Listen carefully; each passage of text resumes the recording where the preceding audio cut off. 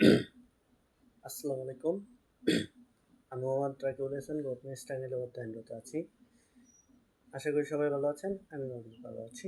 আজকের ভিডিওতে জানবো আইএসটিএমএস ভর্তি পরীক্ষায় ক্যালকুলেটর ইউজ করা যাবে কিনা বা ঘড়ি ক্যালকুলেটর আর ঘড়ি ইউজ করা যাবে কিনা এই ইস্যু প্রসঙ্গে কী বলা রয়েছে নোটিশে এবং আইএসটিএমএস ভর্তি পরীক্ষায় সত্যিকারে কি ক্যালকুলেটর বা ঘড়ি ইউজ করা যায় কিনা চলুন তাহলে জেনে নিই আজকের ভিডিওতে। আপনি যদি এখনও আমাদের ইউটিউব চ্যানেল সাবস্ক্রাইব করে না থাকেন তাহলে ওখানে সাবস্ক্রাইব করেন আমাদের ইউটিউব চ্যানেল।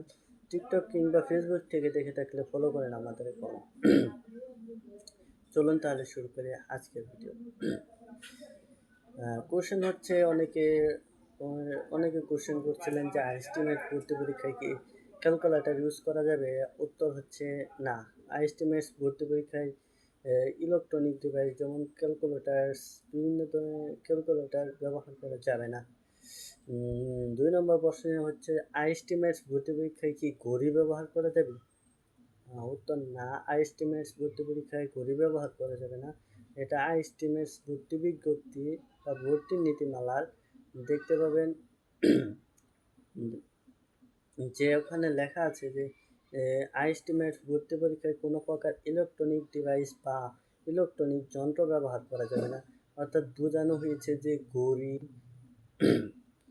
ক্যালকুলেটর, স্মার্টফোন ইত্যাদি ব্যবহার করা যাবে না আইএসটিমেট ভর্তি পরীক্ষায়। আপনি যদি এই ভিডিওটা দেখে উপকৃত হন তাহলে একটা লাইক করে চ্যানেলটা সাবস্ক্রাইব করে আমাদের পাশে থাকবেন। ধন্যবাদ। সুস্থ থাকুন, ভালো থাকুন। সমাপ্ত।